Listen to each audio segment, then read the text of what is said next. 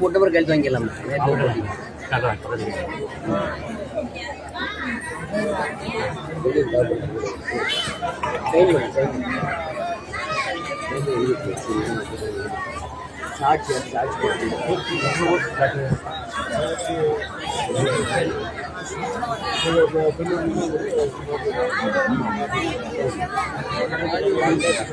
Anjuma, Anjuma,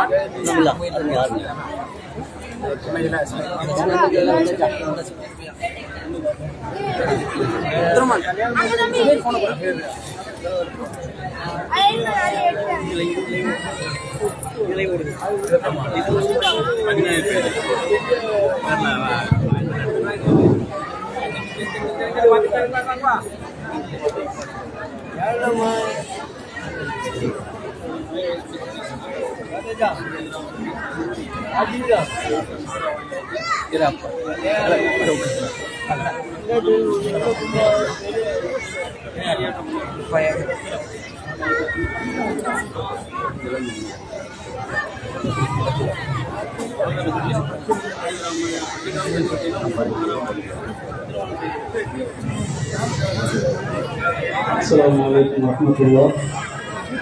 அன்பார்ந்த சகோதர சகோதரிகளே, பெரியவர்களே, ஜமாத்தார்களே, இப்போது ஜமாத்தார்கள் முன்னிலையில் அசாருதீன் மற்றும் ஹசீனா பாத்திமா ஆகியோருடைய திருமண ஒப்பந்தம் இப்போது நடைபெற உள்ளது.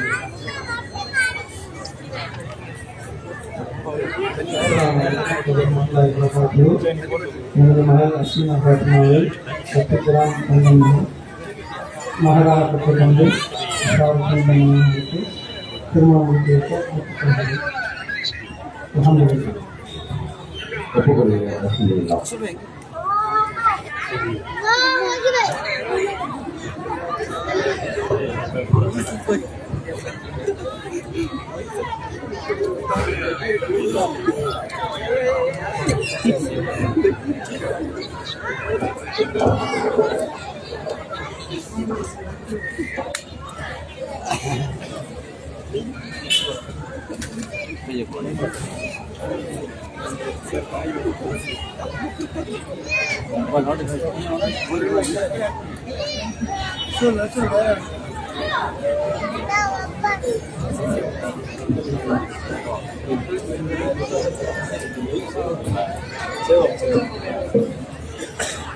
Alhamdulillahi rabbil alamin.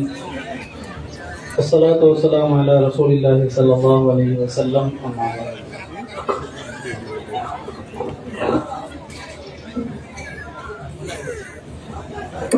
அன்பிற்குரிய அல்லாஹ்வின் நல்லடியார்களே, சகோதர சகோதரிகளே, பெரியோர்களே, தாய்மார்களே, அல்லாஹ்வின் அருள்பெரும் கிருபையினால் இந்த திருமண நிகழ்ச்சியை நாம் எல்லாம் பங்கேற்றிருக்கிறோம். அசாருதீன் ஹசீனா பாத்திமாவினுடைய இந்த திருமண நிகழ்ச்சி இஸ்லாமிய திருமணத்தை பொறுத்தமட்டில் மணமகளின் தந்தைக்கும் அல்லது பொறுப்பாளருக்கும் மணமகனுக்கும் இடையில் பேசிக்கொள்ளப்படுகிற செய்து கொள்ளப்படுகிற ஒரு ஒப்பந்தம்தான் இஸ்லாமிய திருமணம். அது இப்பொழுது நடந்து முடிந்திருக்கு. பொதுவாகவே மனித வாழ்வில் மிக முக்கியமான தவிர்க்க முடியாத ஒரு தேவைதான் திருமணம் என்பது. இஸ்லாம் மனிதனுடைய எந்த ஒரு தேவையையும் சிரமமானதாக, மிகப்பெரிய ஒரு நெருக்கடிக்குள்ளதாக எதையுமே இஸ்லாம் ஆக்கவில்லை. இந்த இஸ்லாமிய மார்க்கம் என்பது மனிதர்களால் கண்டுபிடிக்கப்பட்ட ஒரு கொள்கை அல்ல, சிந்தனை அல்ல. இந்த உலகத்தை, இந்த பிரபஞ்சத்தை, ஒட்டுமொத்த படைப்புகளையும் படைத்து, மனிதர்களாக இருக்கிற நம்மையும் படைத்து, நாம் இந்த படைப்புகள் மூலமாக என்ன மாதிரியான பயன்களை அடைந்து கொள்ள வேண்டும் என்பதாக பல்வேறு வழிகாட்டுதலை வழங்கியிருக்கிற அந்த அல்லாஹ் இந்த வழிகாட்டுதலை, இந்த மார்க்கத்தை மிக இலகுவாக, எளிதானதாக, சிரமம் இல்லாததாக அமைத்திருக்கிறான். இப்போ மனிதன் இந்த உலகத்தில் வாழும்போது வாழ்க்கையின் பெயரால் எந்த சிரமமும் அவனுக்கு தடையாக அமைந்துவிடக்கூடாது என்கிற அடிப்படையில் தான் நபி ஸல்லல்லாஹு அலைஹி வஸல்லம் அவர்கள் மூலமாக அல்லாஹ் நமக்கு சொல்லித் தருவான், கற்றுத் தருவான். அத்தீன் யுஸ்ர், இந்த மார்க்கம் என்பது இலகுவானது. வெறுமனே தத்துவத்தால் அல்ல, வணக்கத்தால் அல்ல. ஒரு மனிதன் அவனுடைய வாழ்நாள் முழுவதும் நன்மையின் பெயரால், வாழ்க்கையின் பெயரால் எதை செய்வதாக இருந்தாலும் அது சிரமத்திற்குரியதாக இல்லை, ஆக்கக்கூடாது என்று அல்லாஹ் நமக்கு கற்றுத் தருகிறான். அந்த அடிப்படையில் இந்த திருமணம் என்கிற ஒரு தவிர்க்க முடியாத ஒரு தேவை, கண்டிப்பாக நிறைவேற்ற வேண்டிய ஒரு தேவை.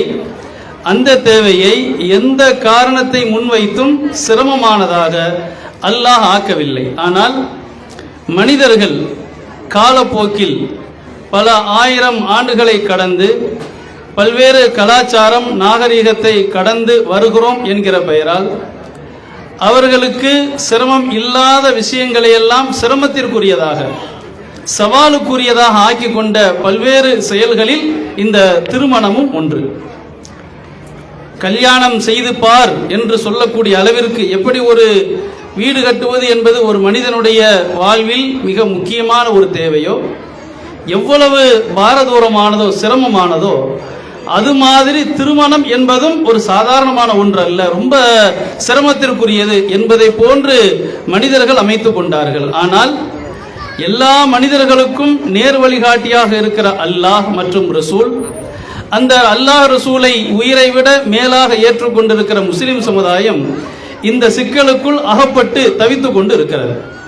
திருமணம் என்றாலே அது ரொம்ப பெரிய ஒரு சவாலுக்குரியது, மிகப்பெரிய ஒரு சாதனைக்குரியது என்பதை போன்று நினைத்து பல்வேறு வகையான மக்களை பார்த்து பழகி குர்ஆனை மறந்து, வழிகாட்டியாக அனுப்பப்பட்டிருக்கிற ரசூலை மறந்து, ஊர் உலகத்தை பார்த்து, கடந்த கால முன்னோர்களுடைய செயல்களை பார்த்து திருமணத்தை ஒரு சிரமத்திற்குரியதாக அமைத்து கொண்டு அந்த திருமணத்தை தேவையை நிறைவேற்றுவதற்காகவே சிரமப்படுகிறோம் என்பதற்காகவே காலதாமதம் ஆவதையும் பார்க்கிறோம். ஆண்களாக இருந்தாலும் பெண்களாக இருந்தாலும் திருமணம் தாமதமாகிறது. பெண்களுக்கு ஒரு வகையான காரணம், ஆண்களுக்கு வேறொரு வகையான காரணம். ஆக மொத்தம் பொருளாதாரத்தை அடிப்படையாக வைத்த இரண்டு வகையான காரணங்கள். ஆனால் அல்லாஹ் இப்படி சிரமத்திற்குரியதாக அமைக்கவில்லை.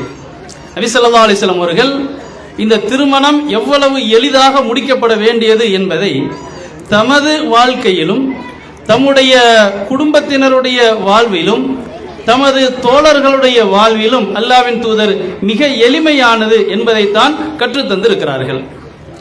அல்லாஹ்வின் தூதருடைய திருமணத்தின் பல்வேறு நிகழ்வுகளை நாம் பார்த்தோம் என்றால், சாதாரணமாக இப்போ மணமகனுக்கும் மாமனாருக்கும் இடையில் ஒரு ஒப்பந்தம் நடந்தது, இவ்வளவுதான் திருமணம்.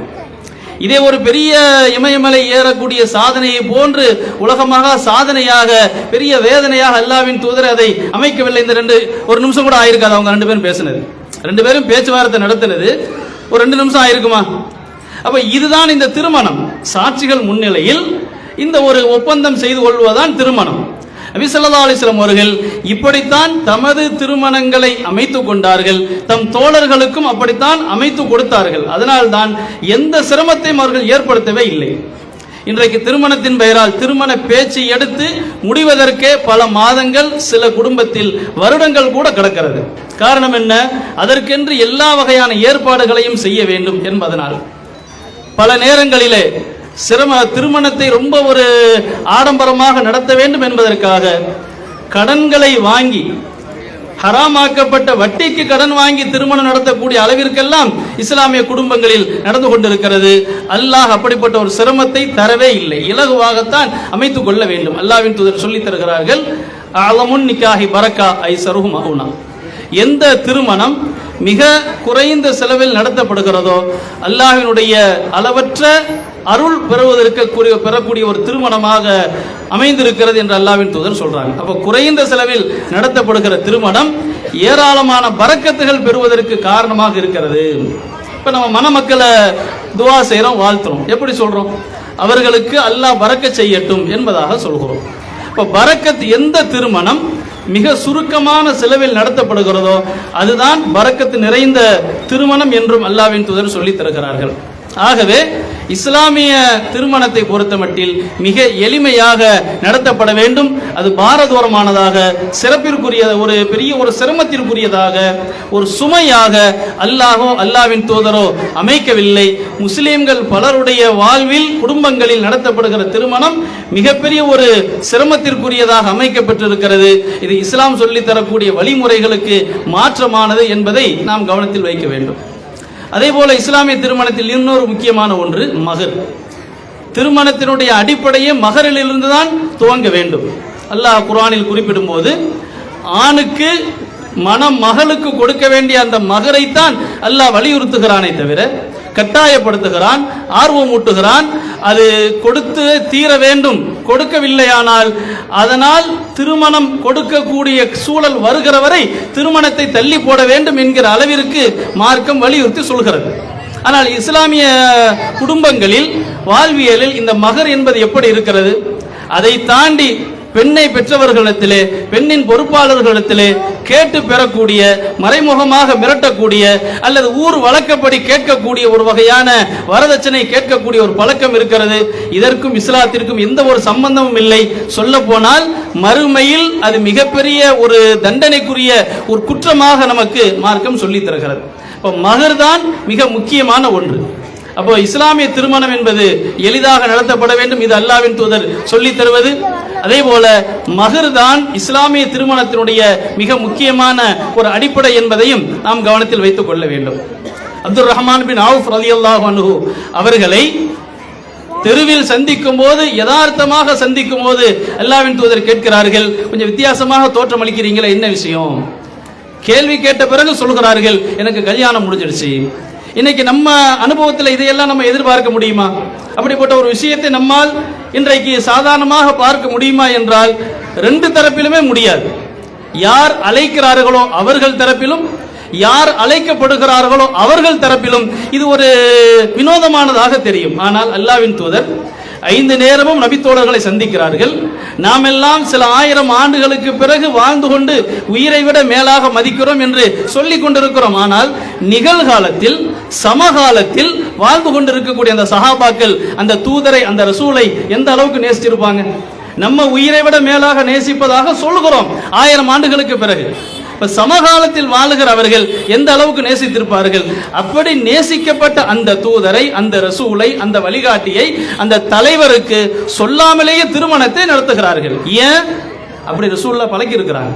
இது ஒரு அவசியமான ஒரு தேவை.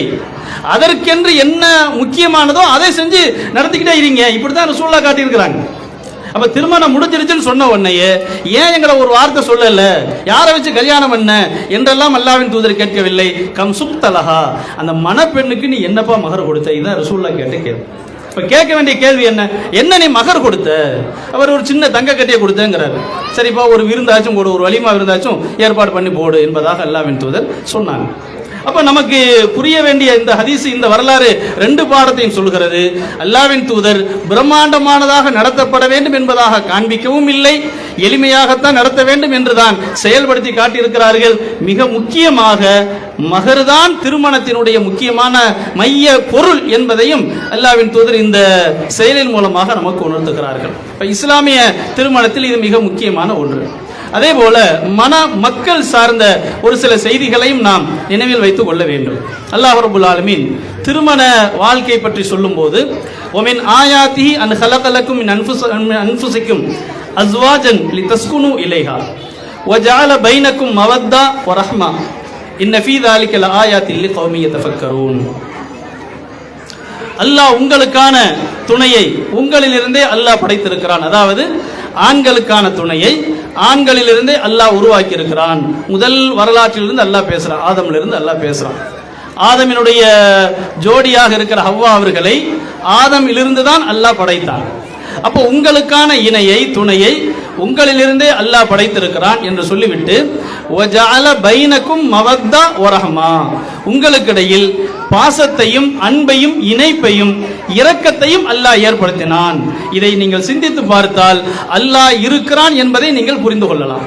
உலகத்தில் எத்தனை ஆயிரம் ஆண்டுகள், எத்தனை லட்சம் ஆண்டுகள் மனிதகுலம் கடந்து வந்திருந்தாலும் எந்த மனிதனும் படைப்பாளனை பார்த்தது இல்லை. கடவுளை, இறைவனை, தெய்வத்தை அல்லது அல்லாஹ்வை மனிதன் மிக பிரமாண்டமான ஒரு ஆற்றலாக புரிந்து கொண்டிருக்கிற அல்லாஹ்வை, இறைவனை, கடவுளை எந்த மனிதனும் பார்த்ததில்லை. இந்த கண்களால் பார்க்கவும் முடியாது, மறுமையில் தான் பார்க்க முடியும். ஆனால் அல்லாஹ் இருக்கிறான் என்பதை பகுத்தறிவால் சிந்தித்து புரிந்து கொள்ள முடியும், சிந்தனையால் புரிந்து கொள்ள முடியும் இருக்கிறான் என்பதை. உலகத்தின் நடப்புகள் அனைத்தையும், விளைவுகள், படைப்புகள், விபரீதங்கள் அனைத்தையும் சிந்தித்து பார்த்தால் படைத்த ஒருவன் இருக்கிறான், ஏக இறைவன் ஒருவன் இருக்கிறான் என்பதை புரிந்து கொள்ள முடியும். பார்த்தது கிடையாது, பார்க்க முடியாது. அப்படி பல்வேறு வகையான சான்றுகளில் மிக முக்கியமான ஒன்று திருமணம் என்று அல்லாஹ் குறிப்பிடுகிறான். திருமண வாழ்வில் பாருங்கள், ரெண்டு பேருக்கும் எந்த ஒரு தொடர்பே இருந்திருக்காது. அந்த ஆணுக்கும் பெண்ணுக்கும், மணமகனுக்கும் மணமகளுக்கும், இந்த தம்பதி மட்டுமல்ல, கடந்த கால, நிகழ்கால, எதிர்கால எந்த தம்பதியினராக இருந்தாலும் மிகப்பெரிய ஒரு அறிமுகமோ தொடர்போ இருந்திருக்காது. சொல்ல போனால் ரெண்டு பேருமே புதிய அனுபவத்தில் இப்போது நுழைகிறார்கள். ஒரு பேச்சுவார்த்தையின் மூலமாக இணைத்து வைக்கப்படுகிறார்கள். இப்படி இணைத்து வைக்கப்பட்டவர்கள் எந்த ஒரு அறிவுரையும் சொல்லப்படாமல், எந்த ஒரு வகுப்பிலும் கல்லூரியிலும் பாடம் எடுக்கப்படாமல், குடும்பம் என்றால் என்ன, கணவன் என்றால் என்ன, மனைவி கணவனுக்குரிய அந்த இல்லற வாழ்க்கை என்றால் என்ன என்று எந்த கல்லூரியிலும் பாடம் எடுக்கப்படாது. ஆனாலும் கூட மிகச்சிறந்த பேராசிரியர்களாக, குடும்பவியலுக்கு வழிகாட்டிகளாக மாறக்கூடிய அளவிற்கு அந்த ரெண்டு பேருமே மாறிவிடுவார்கள். எப்படி நடந்தது இது? யாருமே சொல்லிக் கொடுக்கல, புதிய அனுபவம் தான், யாருமே சொல்லிக் கொடுக்கல. எப்படி இந்த அளவுக்கு மாறினாங்க? மாற முடியுமா? அப்படி ரெண்டு பேர் பஸ்ல, ட்ரெயின்ல பக்கத்துல உட்கார்ந்து டெய்லி பயணம் போறாங்க, வேலைக்கு போறாங்க, நாகர்கோவிலுக்கு, மதுரைக்கு, எங்கெல்லாமோ டெய்லி போறாங்க, வருஷ கணக்கில் போறாங்க, கம்பெனிக்கு போறாங்க, ரெண்டு பேரும் பார்ட்னரா இருந்து வேலை செய்யறாங்க. ஆனா கணவன் மனைவியாக இருக்கக்கூடிய அந்த இணைப்பு மாதிரி நட்பு வருமா? குடும்பத்தில் அல்லது பயணத்தில் தோழமை என்பது வருமா? எதுவுமே வராது. இது மட்டும் அந்த அளவிற்கு வரும். ஏன், எப்படி வருகிறது? சிந்தித்து பார்த்தால் அங்கே நமது அறிவு பதில் சொல்லும், இது இறைவனின் ஏற்பாடு. அப்ப படைத்தவனை நீங்கள் புரிந்து கொள்ள வேண்டுமானால் இந்த திருமண வாழ்க்கை என்பது அதை உங்களுக்கு புரிய வைக்கும். சிந்தித்து பாருங்கள் என்று குர்ஆன் நமக்கு சொல்லித் தருகிறது. அது அல்லாமல் வஜஅல பைனக்கும் மவத்தா, உங்களுக்கிடையில் அன்பை, பிணைப்பை, பாசத்தை அல்லாஹ் ஏற்படுத்துகிறான். ஓ ரஹ்மா, இரக்கத்தை அல்லாஹ் ஏற்படுத்துகிறான். அப்ப ஒன்று பிணைப்பு, இணைப்பு. இரக்கம் என்பது எப்போது ஏற்படுகிறது? மனித வாழ்க்கை என்பது ஓராண்டு, ஒரு வருடம், 10 வருடம் இல்ல. அந்த திருமணத்திலிருந்து இறுதி காலம் வரைக்கும் அவர்களுடைய வாழ்க்கை என்பது தொடர்கிறது. இதில் பல்வேறு வகையான ஏற்ற இறக்கங்கள் வந்து கொண்டே இருக்கும். மாறி மாறி வரக்கூடிய அந்த காலகட்டத்தில், வாழ்நாளில் அன்பு, பாசம் என்பது சில காலம் அழைத்து கொண்டு சென்று கொண்டே இருக்கும், வழிநடத்தி கொண்டே இருக்கும். ஒரு காலம் வரும், வயது முதிர்ந்த அந்த காலம், ரெண்டு பேருமே பலவீனம் அடையக்கூடிய ஒரு காலம் வரும். அந்த காலத்தில் இயல்பாகவே கணவன் மீது இரக்கம் என்பது மனைவிக்கு வந்துவிடும், மனைவியின் மீது இரக்கம் என்பது கணவனுக்கு வந்துவிடும். யாரும் சொல்லிக் கொடுக்க வேண்டிய அவசியம் இல்லை. வயசாகி போச்சு, மறதி ஏற்படுது, நோய் வருது, பலவீனம் வருது, சம்பந்தம் இல்லாம பேசுற, இப்படிலாம் நிறைய, இது எல்லாத்துக்கும் உள்ளது இயல்பு. வயது ஏற ஏற மாற்றங்கள் வந்து கொண்டே இருக்கும். இப்படி வரும்போது இயல்பாகவே குடும்பத்தினரால் பல்வேறு வகையான சங்கடமான நிகழ்வுகள், பேச்சுக்கள், ஏச்சுக்கள் காதில் கேட்டாலும் மனைவி ஒருபோதும் கணவரை விட்டு கொடுக்க மாட்டார். அந்த மனுஷனுக்கு என்ன விட்டா யார் இருக்கிறார்? எல்லாரும் பேசுவீங்க, என்ன விட்டா அவருக்கு யார் இருக்கிறா? அவர் 1000 தான் இருந்தாலும் என் புருஷன், யாரும் பேசக்கூடாது. அவரை மனைவி நிற்பாங்க. அவங்களுக்குள்ள என்ன மனசங்கடங்கள் இருந்தாலும் விட்டு கொடுக்க மாட்டார்கள். கணவன் மனைவி விட்டு கொடுக்கவே மாட்டார். என்ன நடந்தாலும் சரி விட்டு கொடுக்க மாட்டார். ஏன்?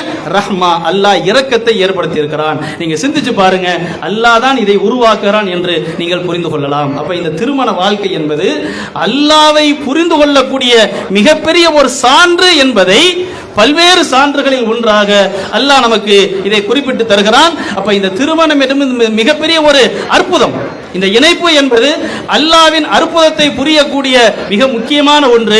இந்த அற்புதத்தை யாருமே, எந்த ஆணும் எந்த பெண்ணும் அதை சாதாரணமாக எடுத்துக்கொள்ளாமல், இது எனது மறுமை வாழ்க்கையினுடைய வெற்றிக்கான ஒரு முக்கியமான ஒரு காரணி என்று புரிந்து நம்முடைய ஒவ்வொரு செயல்களையும், நடவடிக்கைகளையும் அமைத்துக் கொள்ள வேண்டும். 2 விஷயங்களை மாத்திரம் நினைவுபடுத்திக் கொண்டு முடித்துக் கொள்கிறேன். ஆண்களை பொறுத்தமட்டில் மனைவி விஷயத்தில், பெண்கள் விஷயத்தில் நான் ஆம்பள என்பதை மறந்துவிட வேண்டும். பெண் என்பவர் நமக்கு விரும்பின மாதிரி அவரை பயன்படுத்தக்கூடிய வகையில் அல்லாஹ் தரவில்லை. அவர் ஒரு அமானிதமாக அல்லாஹ்வின் பெயர் சொல்லி நாம் கையில் எடுத்திருக்கிறோம். இப்போது மணமகன் அசாருதீன் அந்த மாமனார்கிட்ட ஒரு ஒப்பந்தம் செய்தார். இந்த ஒப்பந்தம் என்பது பார்ப்பதற்கு எப்படி தெரியலாம், ஏதோ ரெண்டு பேரும் பேசிக்கிட்ட மாதிரி தெரியலாம். இந்த சத்திய பிரமாணம் என்பது மீசாக்கன் கலீலா. அல்லாஹ் சொல்கிறான், நீங்கள் ஒரு கடினமான ஒப்பந்தத்தை எடுத்திருக்கிறீர்கள். அப்ப இந்த மணப்பெண்ணுக்கான மணமகளுக்கான அத்துணை விஷயங்களுக்கும் நான் பொறுப்பு. அவர் உங்களுக்கு மகளாக நேற்று வரை இந்த நிமிடம் வரை இருந்திருக்கலாம். இனிமேல் என்னில் அவர் பாதி, அவரில் நான் பாதி. ஹுன்ன லிபாசுல்லக்கும் வான்தும் லிபாசுல்லஹுன். அவருக்கு நான் ஆடை, எனக்கு அவர் ஆடை. அவர் கண்ணியத்திற்கு நான் பொறுப்பு, என் கண்ணியத்திற்கு அவர் பொறுப்பு என்கிற ஒரு மிகப்பெரிய ஒரு சுமையை, ஒரு பொறுப்பை அவர் ஏற்றிருக்கிறார். இது அவருக்கு மட்டுமல்ல, கடந்த கால கணவன் மனைவிமார்கள், எதிர்கால கணவன் மனைவிமார்கள் அத்துணை பேருக்குமான ஒரு பாடமாக அல்லாஹ் சொல்லி தருகிறான். அப்ப பெண்களை பொறுத்தமட்டில் அவரை நாம் ஒரு அமானிதமாக ஏற்றிருக்கிறோம். இது ஒரு மிக முக்கியமான ஒன்று.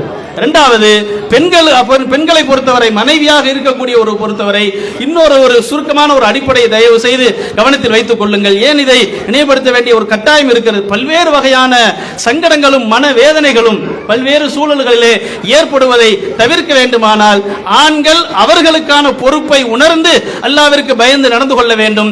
மணமகள்கள், பெண்கள் தங்களுக்கான பொறுப்பை புரிந்து நடந்து கொள்ள வேண்டும். குர்ஆன் எங்கெல்லாம் பெண்ணை பற்றி, பெண்ணின் படைப்பை பற்றி சொல்லிக் கொண்டே வருகிறதோ, நான் இப்போது சொன்ன அந்த வசனம் உட்பட எல்லா வசனத்திலும் அல்லாஹ் குறிப்பிடுவது லிதஸ்குனு இலைஹா, பெண்கள் மூலமாக நீங்கள் அமைதி பெற வேண்டும். ஆண்களுக்கு அல்லாஹ் என்ன சொல்றான்? பெண்கள் மூலமாக நீங்கள் அமைதி பெற வேண்டும் என்று அல்லாஹ் குறிப்பிடுகிறான். அப்போ ஒரு கணவனுடைய மன நிம்மதி என்பது மனைவியிடத்தில் இருக்கிறது. கணவன் நிம்மதியாக இருந்தால் அந்த குடும்பம் நிம்மதியாக வாழும், தொடரும். கணவனிடத்தில் நிம்மதி குலையுமானால் அந்த குடும்பமே ஒரு வகையான சிக்கலில் போய் மாட்டிக்கொள்ளும். அந்த நிம்மதி தொடர்வதற்கும் உருவாகுவதற்கும் சிறப்பாக அமைவதற்கும் மனைவிதான் காரணமாக இருக்கிறார் என்பதை ஒவ்வொரு பெண்ணும் புரிந்து கொள்ள வேண்டும். அதே போல் அல்லாஹ்வின் தூதர் சொல்லி தருகிறார்கள், அத்துன்யா மத்தா, இந்த உலகம் என்பது மறுமைக்காக கடந்து செல்லக்கூடிய ஒரு வாய்ப்பு. இந்த வாய்ப்புகளிலேயே ஆகச் சிறந்தது, மிகச் சிறந்தது, உயர்தரமானது, உன்னதமானது அல் மர்அத்து சாலிஹா, சாலிஹான ஒரு பெண் என்று அல்லாஹ்வின் தூதர் சொல்கிறார்கள். அப்போ உலக வாழ்க்கை சீராக அமைய வேண்டுமானால் சாலிஹான ஒரு ஆண் என்று அல்லாஹ்வின் தூதர் சொல்லவில்லை, சாலிகான பெண் தான் என்று அல்லாஹ்வின் தூதர் சொல்கிறார்கள். அப்போ ஒரு குடும்பத்தினுடைய கட்டுமானத்தின் மிக முக்கியமான ஒரு அடித்தளம் பெண்ணாக இருக்கிறார்.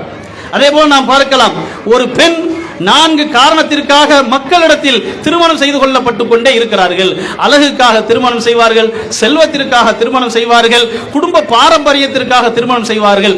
ஃபல்ஃபர் பிதாத்தித்தீன், மார்க்கப்பட்டுள்ள பெண்ணை திருமணம் செய்து வெற்றி அடைந்து கொள், அல்லாஹ்வின் தூதர் சொன்னது. அப்ப இந்த 3 இருக்குது இல்லையா? முதல்ல சொன்ன 3 இருக்குது இல்ல, இந்த 3மே வெற்றிக்குரிய காரணி இல்லை. மார்க்கப்பட்டுள்ள ஒரு பெண் தான் வெற்றிக்கான, மறுமை வெற்றிக்கான ஒரு காரணி.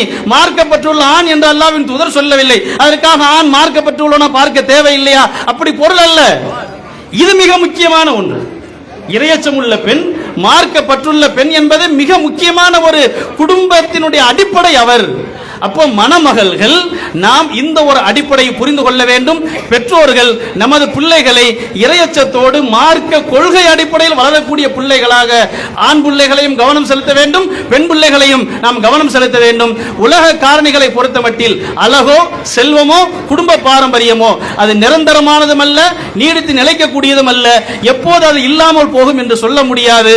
ஆனால் இறையச்சம் என்று சொல்லப்படுகிற இறைவனுக்காக கொள்கைக்காக வாழக்கூடிய அந்த வாழ்க்கை தான் நிரந்தரமானது, முடிவே இல்லாதது, மிக உன்னதமானது, மறுமை வெற்றியை இலகுவாக கொண்டு வரக்கூடிய ஒன்று அதுதான். ஆகவே இப்படி பல்வேறு வகையான உபதேசங்கள் நமக்கு அல்லாஹ்வும் அல்லாஹ்வின் தூதரும் சொல்லி தருகிறார்கள். ஆகவே இதை கவனத்தில் வைத்துக் கொண்டு நம்முடைய எல்லா வாழ்க்கையில் செய்யக்கூடிய எல்லா செயல்களையும் அல்லாஹ் சொல்லி தந்த அந்த அடிப்படையில் அமைத்துக் கொள்ள வேண்டும். இந்த திருமணமும் நான் மீண்டும் நினைவுபடுத்துவது, திருமணத்தில் மிக முக்கியமானது மஹர் தான். அல்லாஹ்வின் தூதர் சொல்லி தருவாங்க, இளைஞர்களே, யாருக்கு திருமணம் செய்ய தகுதி இருக்கிறதோ திருமணம் செய்து கொள்ளுங்கள். திருமணம் செய்யக்கூடிய தகுதி இல்லையா, அந்த தகுதியை உயர்த்தி கொள்கிறவரை நோன்பின் மூலமாக உங்களது தேவையை மட்டுப்படுத்திக் கொள்ளுங்கள் என்று சொல்லி தருகிறார்கள். அந்த மஹர் தான் திருமணத்தின் மிக முக்கியமான ஒரு அடிப்படை. அதை இப்போது மணமகன் அசாருதீன் அவர்கள் தனது மாமனார் இடத்தில் அந்த மஹர் செயினை இப்போது கொடுப்பார்.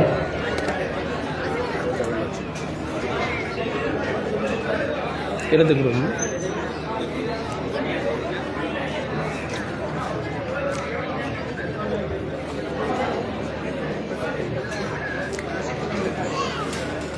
இப்போ இந்த 10 கிராம் செயின் டாலர் இதை அவர் கொடுத்திருக்கிறார். அப்போ இதுதான் மிக முக்கியமான ஒன்று இஸ்லாமிய திருமணத்தில் அது இப்போது வழங்கப்பட்டிருக்கிறது.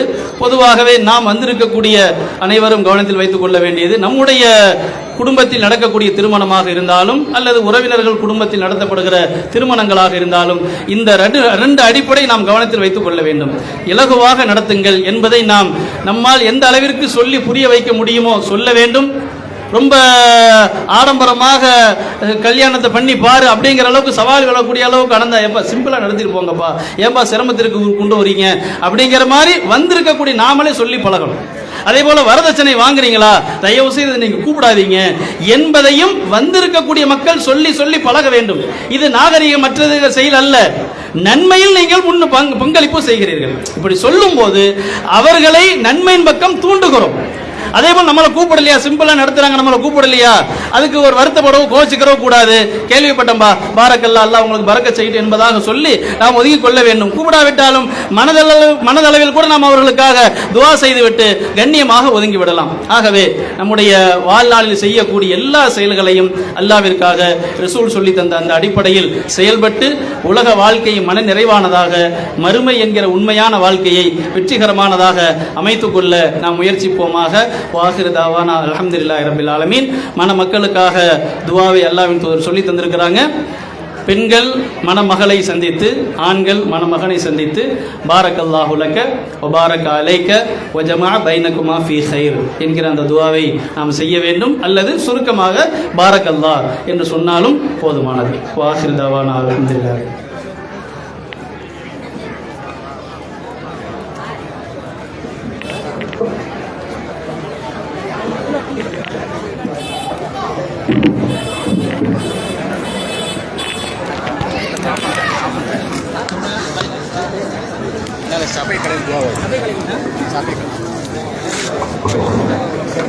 மணமகன் சார்பாக டீ ஸ்நாக்ஸ் ஏற்பாடு செய்யப்பட்டுள்ளது. அனைவரும் சாப்பிட்டு செல்லுமாறு கேட்டுக்கொள்கிறோம். அதேபோல சபை கலைந்து ஓத வேண்டிய அந்த துவாவை ஓதி செல்லுமாறு கேட்டுக்கொள்கிறோம். சுபஹானல்லாஹி வ பிஹம்திஹி என்கிற அந்த துவா கலந்து கொண்ட அத்துணை சகோதர சகோதரிகளுக்கும் மணமக்கள் கூட்டு சார்பாக குமாரத்தின் சார்பாக நன்றியை தெரிவித்துக் கொள்கிறோம். ஜஸாக்கல்லாஹ்.